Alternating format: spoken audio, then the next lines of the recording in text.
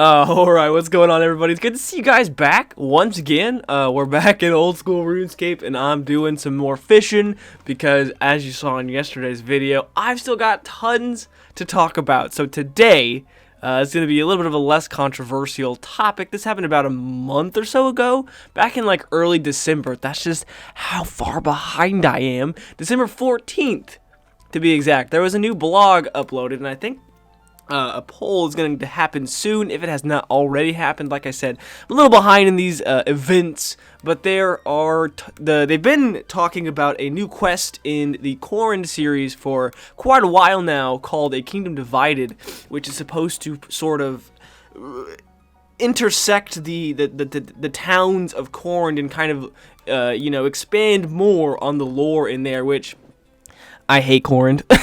Nothing against it. I just am so tired of it. I'm tired of the area. I don't like the area. I spent too much time there, especially if you played the Twisted League. I got burnt out on the game because of Corrin in the Twisted League, so I'm a little over Corrin, and they keep insisting they change it and reiterate things and make things different, and I just don't understand why. Look at this champion with the freaking, what is that, a skull cape? A cape of death? What is this guy? He's like a last man standing bot. Anyway, let's flip over to the news post here. So we've got a lot to talk about with this new quest that they're proposing, which I'm sure will pass because quests normally always do, because PVMers run this game. So there's been like I said, this happened about a month ago, so there's been a lot of changes, which we will get to eventually. Here's a pretty cool little picture of a scary demon man. So here's the requirements for the quest. All of the Corrin quests, basically. X marks the spot, and then each like individual quest for the respective house. And then I think Architectural Alliance is the mini quest where you have to build the statue after gaining favor for all of the things. So you have to do pretty much everything in Corrin before you can do this. So it's all going to lead up to this quest. And in addition to these quests, you'll need some pretty mid-level stats, nothing too major. 50 herb lore on a Iron Man can be kind of iffy. Everything else seems pretty simple.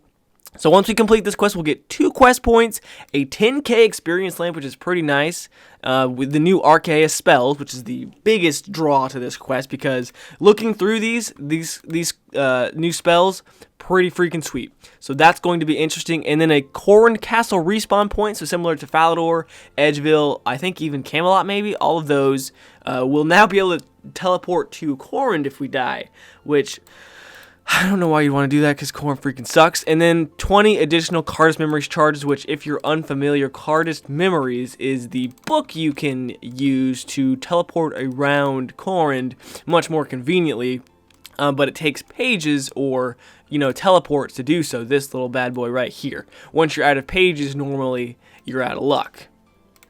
Alright, so now on to the juicy bits. We're going to start reading more about the Spellbook and the proposed changes to it. So they even Jagex themselves mentions right here how the Archaea Spellbook is the most recent spellbook added to the game. And it is, the most garbage, because most of its uses come from various teleports around random places, and the reanimation spells for the Insold Heads are nice, but they're only useful, really, at the altar.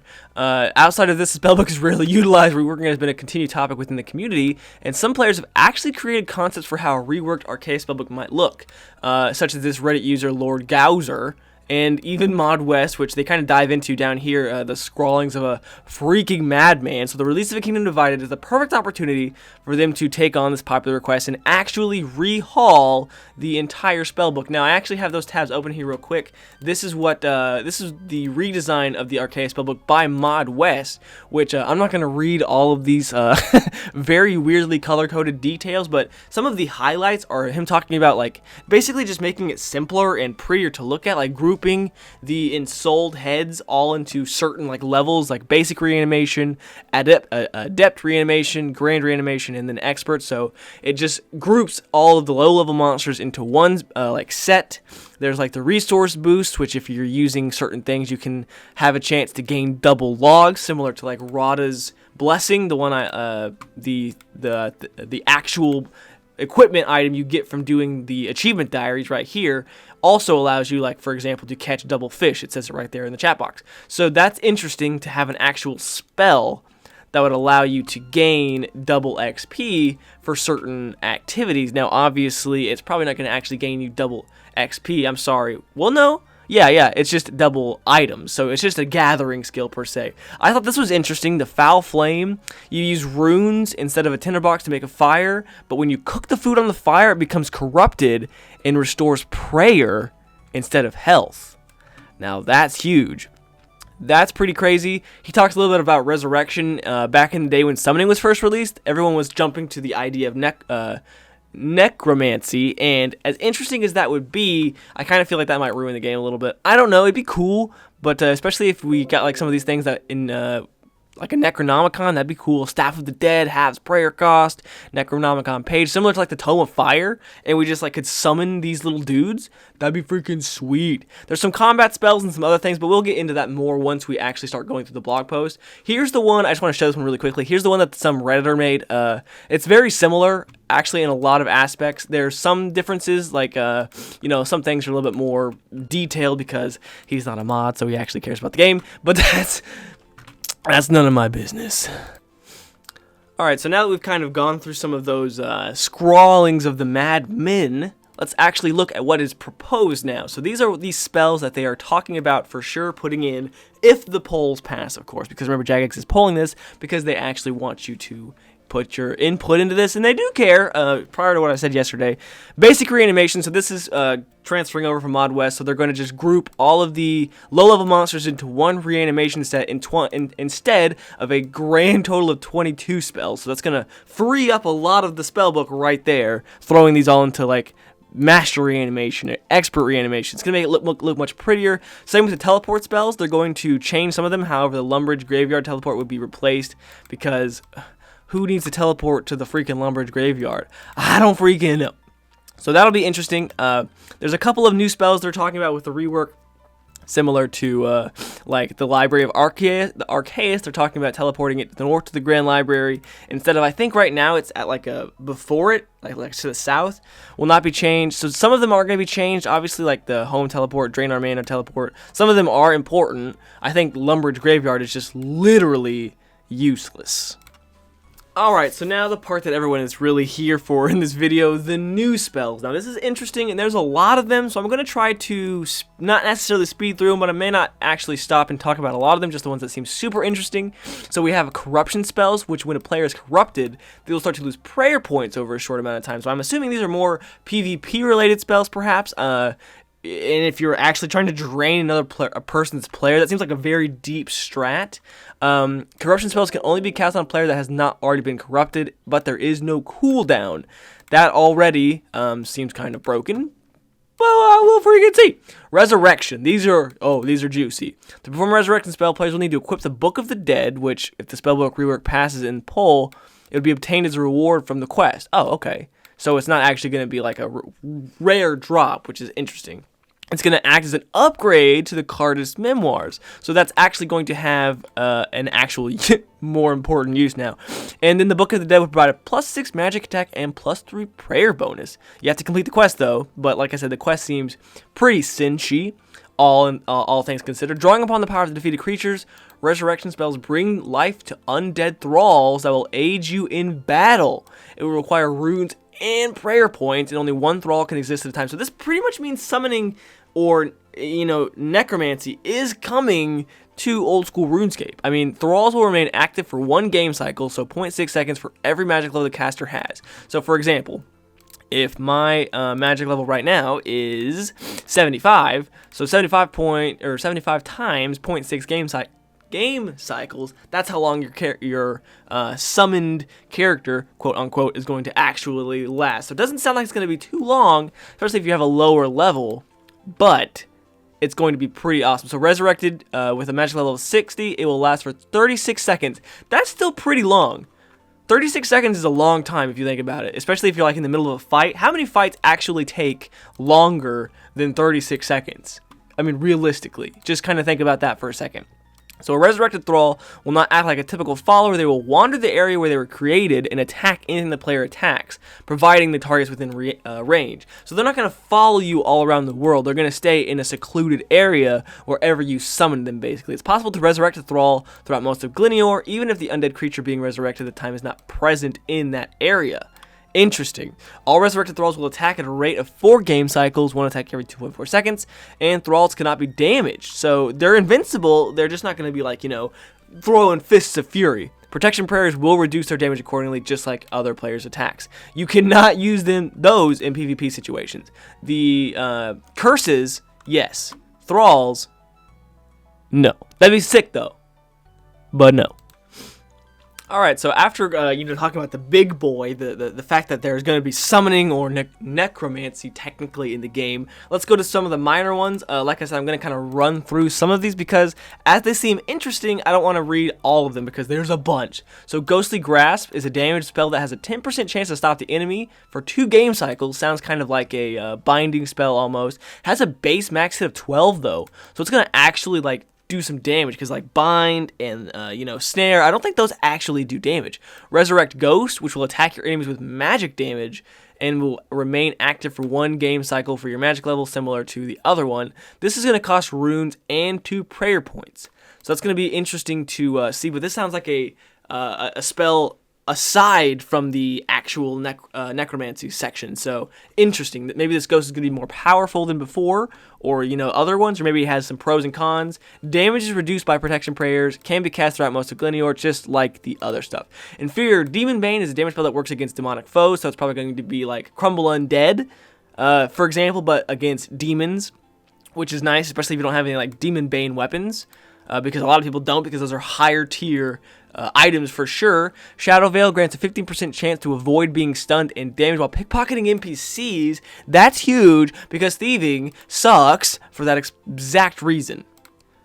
Okay, reading some of these, I'm getting actually pretty excited because some of these sound so useful. Like Dark Lure prevents a creature that would normally flee, such as imps, unicorns, ghouls, implings, and it doesn't run away from you. That's it. It's huge, especially for imps. That's the big one. The rest of these aren't as important, but you know the struggle of chasing after an imp that's running away from you after you're trying to get those beads. Normally early game, so your attacks are already doing low damage. Skeletal Grasp is a damage spell that has a 25% chance to stop the enemy from moving for 2 game cycles. So similar to the Shadow Veil, but a higher chance to stun, basically. Resurrecting a skeleton is going to be like the next level of necromancy, I believe.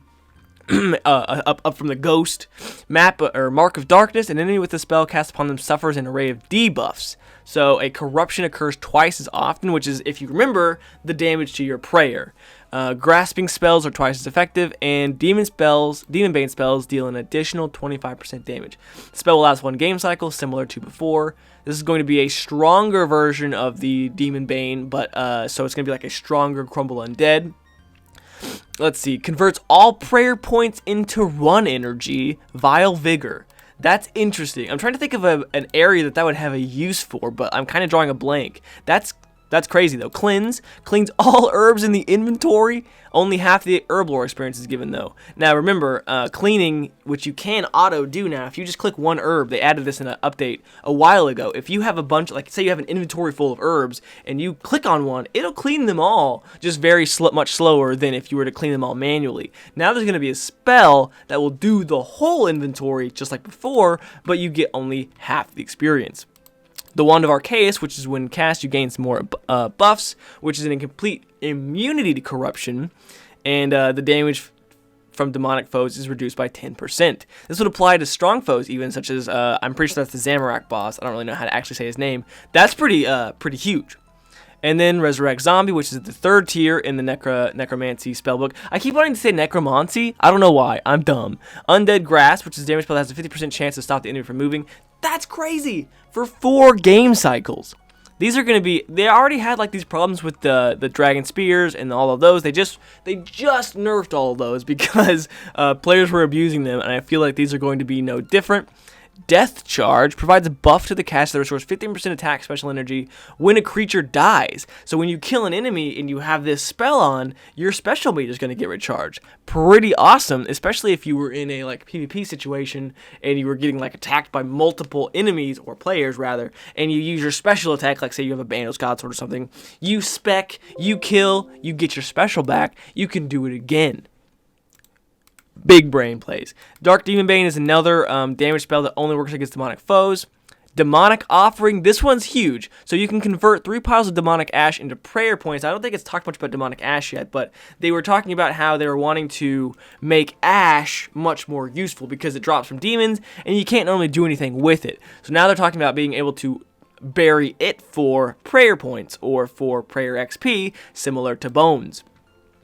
And then, let's see, we have anything else. Converts up to 3 sets of bones into prayer points instead of prayer XP, granting 3 times the base experience. Sinister Offering will... Wait, really? Oh, you only gain... Okay, you gain... I thought you were gaining times 3 the prayer points. And I was like, wait a minute. That sounds so broken. But that's pretty cool. So that's most of the spells. They're going to talk about the prayer offerings, which I was kind of just going into a little bit back then. Or a little bit before. Common request within the community is for ashes of fallen creatures to have more uses, because right now, honestly, they pretty much have 0, except for maybe some quests and maybe a couple of potions. I don't actually know 100%. With the addition of Demonic Offering, they'd like to introduce the Demonic Ash, which we were just talking about earlier. Will be a replacement for ash from dropping like demons and things. That's why so many of these spells are tailored to murdering the demons. It can be scattered into the air for a small amount of prayer XP, much like burying bones. But if you use it with the Demonic Offering spell, you'll gain 3 times the base amount of experience. That's crazy. No longer do you need a gilded altar or, you know, the Ectofunctus. Just go on a demon task and murder the demons. So here's like a kind of a little bit of breakdown of what things might look like.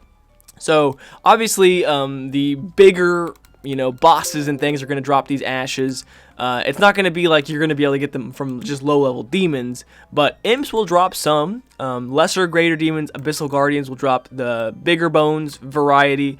Black demons, necreals, abyssal walkers, and then so on and so forth. So you're going to look to maybe just these 3 top tiers. I'm not even going to be able to do that one or that one just yet. Cerberus, please. And then finally, the last thing they're going to talk about is reworking Shizen. So if you remember, like I said in the beginning of the video, Corund has gone through so many changes over the past couple of years that it's been in the game. It seems like nobody's happy with it, or, you know, Jagex maybe is never happy with it.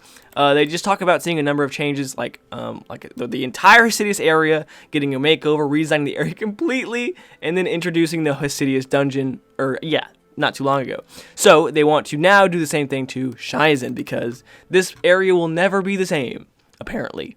So the buildings are too big, the buildings look temporary, the blocking isn't clear, and the city feels inconsistent. Wow, sounds like every other update Jagex has ever made. Heyo! Here's a list of proposed changes that they are talking about doing. I will allow you a couple of seconds to look through it. Most of it's just changing where things are and swapping other things, or improving certain stores that are already there. The biggest thing to note is the addition of a low-level agility course, which is going to be split into 2 sections. It's going to be a lower level course, so you can expect to reach around 8.5 thousand XP an hour at level 5 and around 30,000 at 48. So it's not bad. Agility is a pretty low or a pretty slow skill, so you don't really ever expect to gain like huge XP rates. But agility courses are so meh. This one also looks particularly boring because it's Corund and it's dark and gray and just gross. And then finally, there's so much more free real estate. I love free real estate. They're going to add more mobs, some giant spiders and rats, and a boar from the new quest, dude.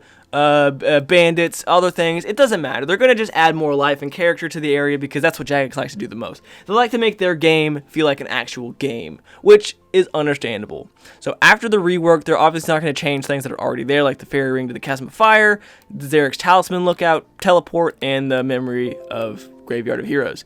Any clue scrolls and game meeting locations will be needed and updated as well, like the minigame and other things like that.